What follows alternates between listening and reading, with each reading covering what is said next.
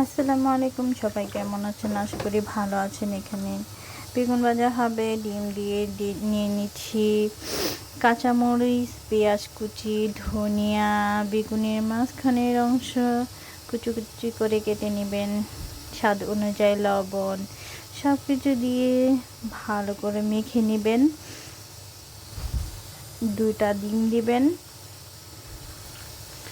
এই তো সব কিছু রেডি হবার পর এখন এগুলিকে ভাজার পালা। দিয়ে দিবেন মাঝখানের পুর,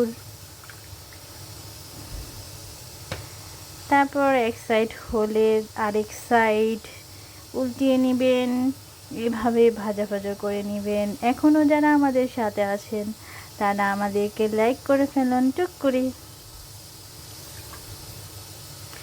অ্যান্ড এটা খেতে অনেক মজা হয়েছে, ইয়ামি হয়েছে। সবাই এভাবেই বেগুন ভাজা খাবেন, তো সবার কাছে ভালো লাগবে আশা করি। আসলে এটা আমাদের ভাবি করেছে। আমার ভাবি অনেক মজার মজার রান্না করে।